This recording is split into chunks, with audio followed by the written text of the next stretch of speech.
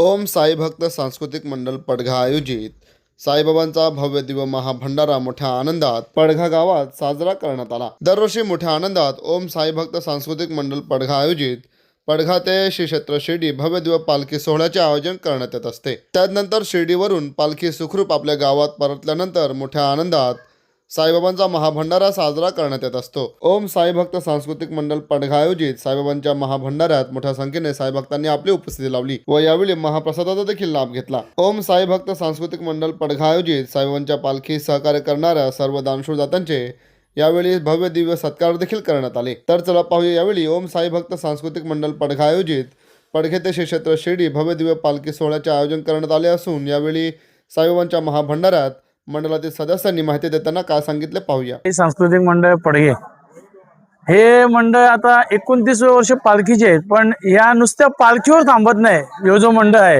या मंडळामध्ये कोरोनामध्ये उपक्रमामध्ये काही लोकांना गरजू लोकांना जेवण पोहोचवलं।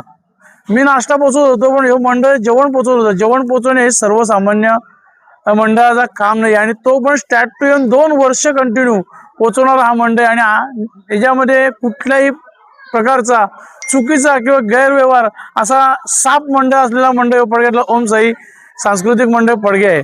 वर्ष 29वे आहे आणि पडघ्यामधील दरवर्षीप्रमाणे भक्तिभावाने पालखीचा सोहळा संपन्न होतो। त्यानंतर भंडाराचा कार्यक्रम असतो।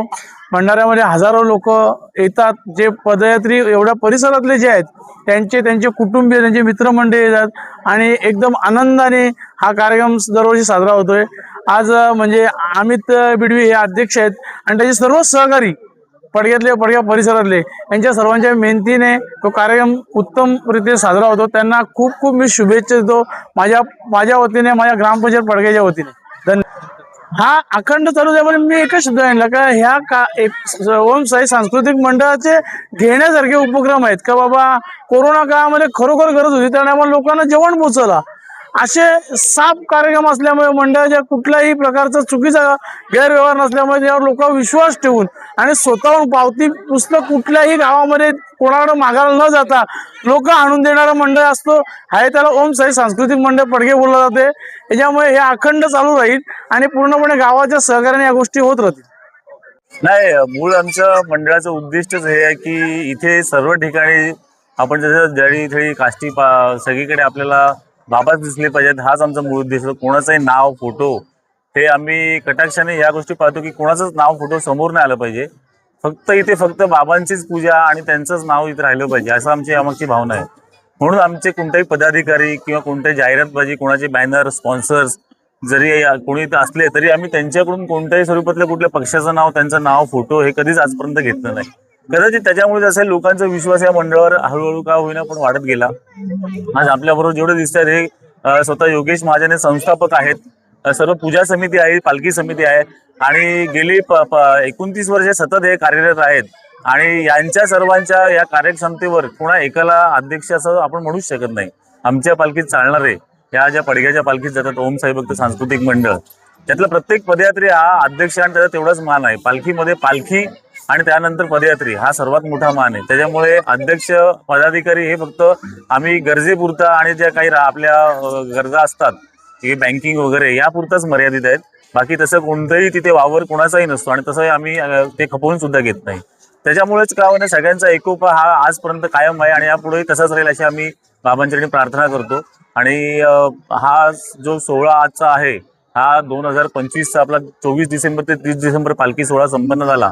त्याच्या प्रित्यर्थ आपल्या गावात ज्या लोकांनी सहकार्य केलं आणि त्या पालखीनिमित्त सर्वांचा लाभ प्रसादाचा सगळ्यांना मिळाला पाहिजे या मागची भावना असल्याने आपण हा भंडारा आयोजित करतो आणि आजही तो मोठा उत्साह साजरा होतो, याचा आनंद होतो। सर्वांची साथीच महत्वाची आहे की जसं मगाशी म्हणालो की आपल्या मंडळातर्फे सगळ्यांना सोबत घेऊनच आपण काम करत असतो आणि सगळ्यात मेन गोष्ट जो एक आपण फरक मेंटेन केलेला आहे की कोणाकडे आपण जबरदस्तीने पावती मागणं, पैसे मागणं, मंडळासाठी डोनेशन जाऊन कोणाच्या दारात जाणून आणि त्यांना, कारण आता प्रत्येक गावागावात पालखी आहे, प्रत्येक गावात 10 ते 15 प्रकारचे वेगवेगळे सण असतात।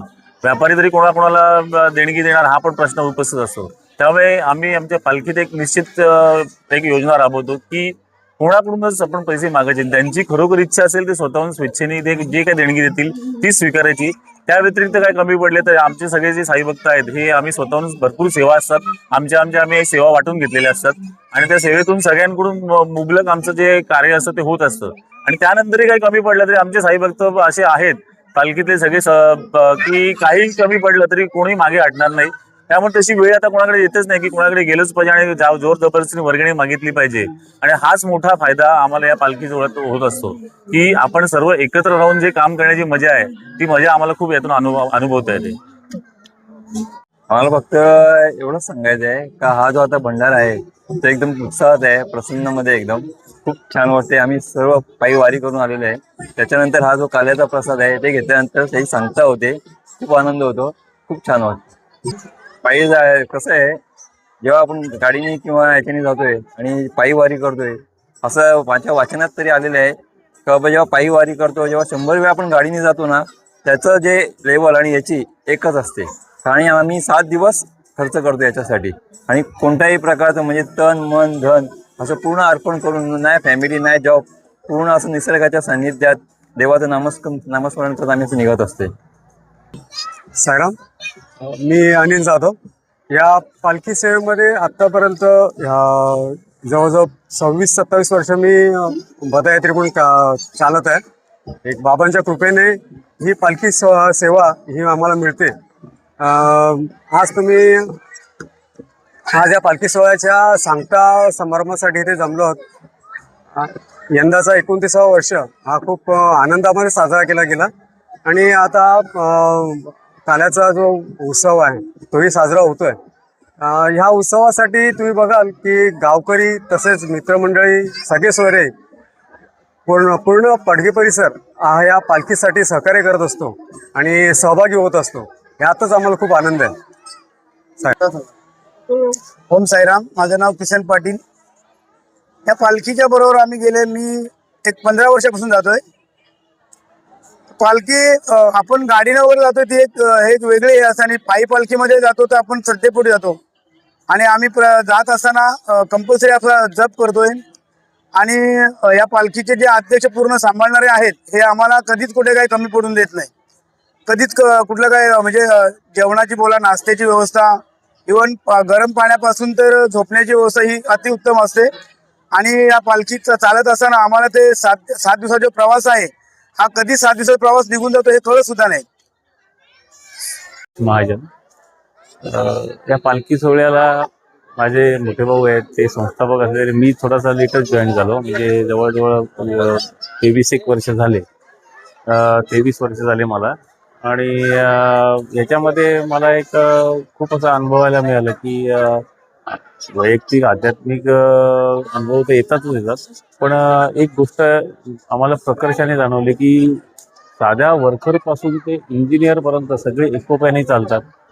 त्याच्यानंतर तुम्हाला म्हणजे एकमेकाला मदत करतात आणि समजतही नाही हो, बाजूला कोणी इंजिनियर आहे, कोणी साहेब आहे, कोणी पोलीस अधिकारी पण आमच्यात प्रवास करून गेले, पालखीला येऊन गेले. येतात आधी काही कामानिमित्त त्यांना यायला जमत नसेल तरी भेटून जातात. असे सगळे अनुभव येतात. आणि आता तरी प्रवास खूप सुखाचा झालाय. पूर्वी तर खूप त्रास व्हायचा, एकमेकाला सहकार्य करत करत आम्ही जायचो. आता याच्यामध्ये पण आता नवीन कसं आहे, अध्यात्माचं किंवा हे जे काय आहे चालतं त्याला नवीन मुलांना काही माहिती नसतं, पण ते मजा म्हणून येतात. आणि आपल्या पडग्याच्या पालखीला ते असे काही चित्तून जातात की त्यांना पण आणि एक वेगवेगळ्या जबाबदाऱ्या घेतात. ते बाबांची आरती घेतात. सुरुवातीला सहज आलेले असतात का बघूया काय म्हणून, पण नंतर ते असे काही हे मिसळून जातात, एक जबाबदारी घेतात. नवीन मुलं तयार होतात. काही वयाने थकल्यामुळे काही घेत नसती जबाबदारी, ते कमी झाले असतील तरी नवीन पुन्हा तयार होतात आणि त्यांना पण खूप आनंद होते. आणि आत्ताच्या काळामध्ये प्रकर्षाने हा ज्ञान पाहिजे म्हणून ह्या सगळ्या गोष्टी हव्यातच. कारण काय कोणाला अगदी म्हणजे नमस्कार करताही येत नाही अशी अवस्था आहे आत्ताच्या परिस्थितीला, पण अशा ठिकाणी आल्यानंतर त्यांना खूप काही समजतं बाबांबद्दल किंवा ज्या पालख्यांमध्ये असतात त्या स्वामींच्या असतील, वारकऱ्यांच्या असतील, त्याच्यामुळे ते तल्लीन होऊन जातात. त्यांचं याच्यामुळे काय होतं का जे मानसिक तणाव असतात तेही निघून जातात आणि त्यांचीही प्रगती होते.